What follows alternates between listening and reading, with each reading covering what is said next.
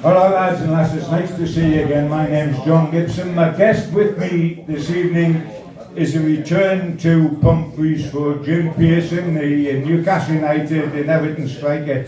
So please make him welcome. Jim. Thank you very much. Before we start, I want to read out this Newcastle record because I love it so much. I sit at home and read it out every 10 minutes. Third top. Played 14, won 7, drawn 6, lost 1, only because the referee lost his watch. Goals for 28, against 11, plus a League Cup win, so that's 8 wins out of 15 this season. Since the beginning of October, how about this for a record? Since the beginning of October, we've played 6, won 5, drawn 1 and lost none. The draw was at Manchester United. 16 goals scored and 3 against. We've scored 4 against Fulham, Aston Villa and Southampton and 5 against Brentford. Bloody hell.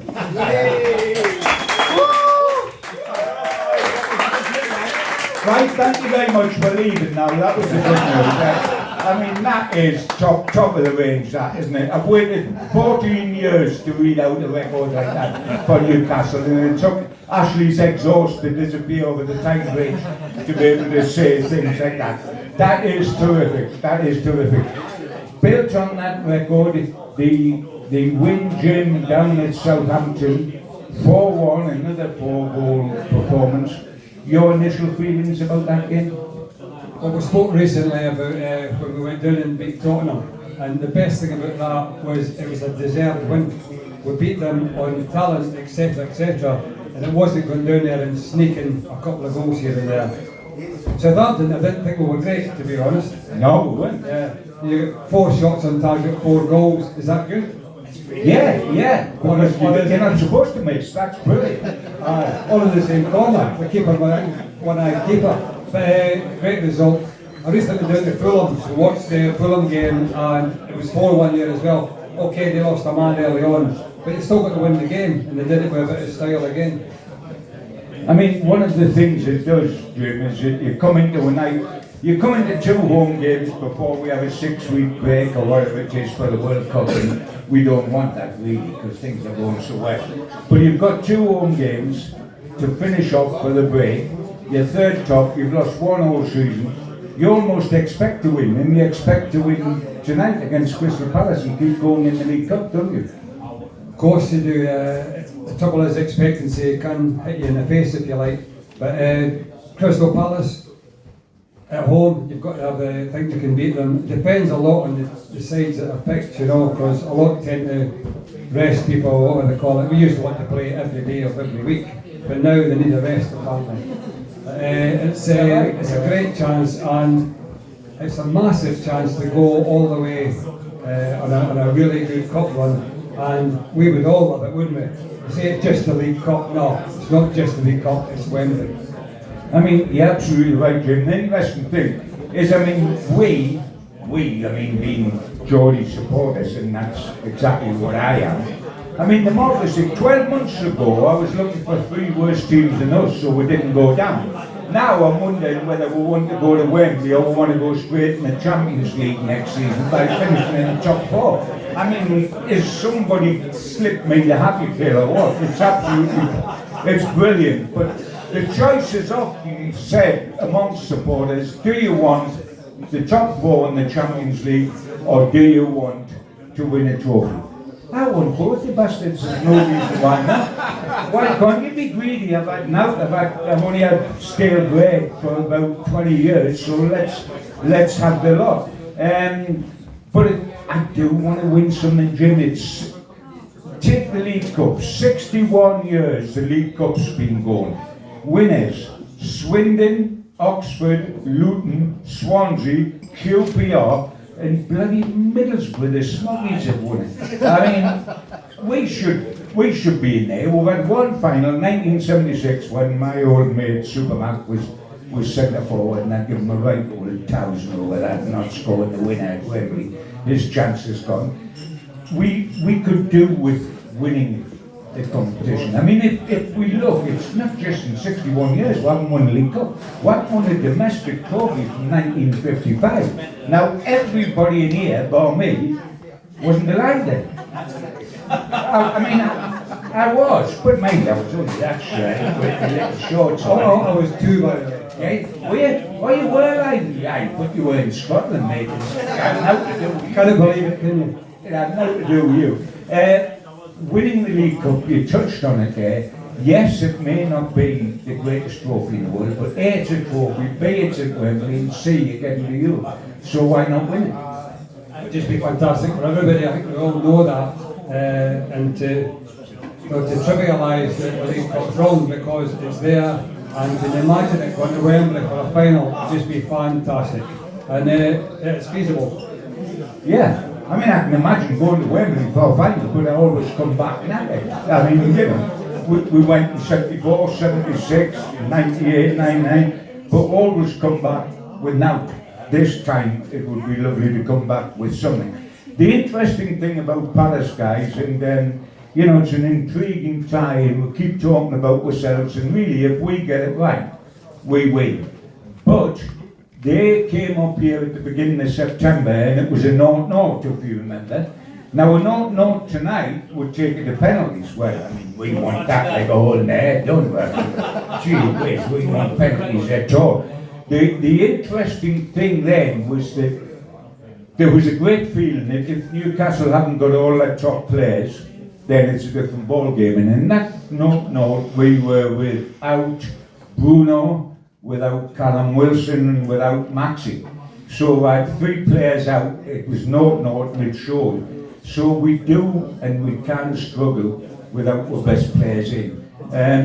We can't afford to underestimate them. You're right, it depends on what team we put out and what team Vieira puts out. But they've already warned us once, just a couple of months back, Jim.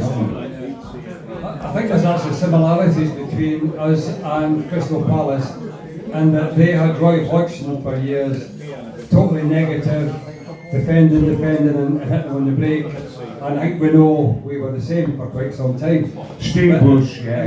Now, to be fair to Palace, they've got a couple of lads. But it wasn't his fault, though, remember? No, it wasn't. Whose fault? Sorry. He wasn't everybody's cup of tea. Whose cup of tea was he by? You had too many cups of tea. Sorry, Jim, can you do? No question, they've got a couple of lads, Eze and Elise, and Elise go forward and try to play, and then they've got Zaha, and you couldn't get tired of kicking him, could you? Bloody hell, what's he like? Oh. I don't know who they'll play tonight, but if anyone wants to hit him, please feel free. The interesting thing tonight, I don't know what you lads think, but it depends on what team Eddie puts out. And as I said, I think last week when I was there, if Eddie wants to play Big Dad Burning Goal, that's perfectly all right with me, because everything he does works at this moment, it really does. But he will make changes. And I mean, when you look at the squad, Jim, there's changes that can be made that won't hugely weaken the side tonight. Joe Linton, for example, can come back. He was rested at the weekend because he was suspended. You could start Maxi and Shelby, who hadn't started for a long while because of injuries. They wouldn't weaken the side too much. As Target and Lascelles that wouldn't do us huge harm. The only thing that worries me is that if you don't play Pope, especially when we only had the Liverpool boy, Darlow came out the blue and was subbed at the weekend. Not in Pope's class, but can we do without Pope? And above all, can we do without Callum Wilson? Because he is a proper centre forward, and we haven't got another proper centre forward. We've got a slow centre forward, but we haven't got a proper centre forward. Can we do without those two? What's your opinion on the team selection, James? To be honest, we'll have to wait and see. I'd like to think that it wouldn't make too many changes, but there has been changes. In the recent past, we didn't have a squad. There was players and there was no real squad whatsoever. Now, not only have we brought in some players, but the players who were there and not doing it, to be fair, are now doing it. You've got Shah, who's like a new man, and who's that boy who scored a couple of goals recently? Almiron. Oh yeah, what about him? So it's there for the taking. Depends on the team. If you make 3 or 4 changes, it and it wouldn't weaken them that much. You'd like to advance your chances. Yeah, I mean, it would be wonderful, and it's set up having won so convincingly at Southampton, having won at Spurs before that, having won at Fulham before that, for us to finish with a real flourish before the World Cup. Win tonight so that we're through to the next round of the League Cup with a little space in between, and beat Chelsea so that we go into the break third top. Now that would definitely be my cup of tea. It might be Steve Bruce's cup of tea, but that would be my cup of tea. And that can be done because Chelsea are dangerous, and there's no question that they've got a lot of good players. But they've got a young manager that's having to prove himself at Chelsea, just as we had a young manager coming out of Bournemouth that had to prove himself here. Well, my Joe, he's done it. He has done it, and he has been terrific. So I'm looking for 2 wins this week, certainly for a win tonight. I was going to say I don't care if it goes to penalties, but I do, because my heart will be going bumpity, bumpity, bumpity. I don't want it to go to penalties. I don't think it will. I'm taking Newcastle to win. For your point of view, Jim, on the signing off, are you expecting Newcastle to win tonight? I'm trying not to expect, but I think we're going to be favourites, and I'm going to be quite not go overboard, and I think we might win 2-1. We settle for that? Yeah, I'll settle for 1 more goal then. Ladies and gentlemen, enjoy your pint. Pop in on Saturday because I'll be here again to torment you buggers. You can't enjoy it, you can't have everything your way just because Newcastle are winning all the time and the beer here is lovely. You've got to put up with me for 20 minutes. Lovely to see you, enjoy it and enjoy the match. Thank you very much indeed. Thank you, James. Thanks, lads. Fantastic, good job, sir. Thank you, Bobby. Nice to meet you as well, by the way. Beautiful.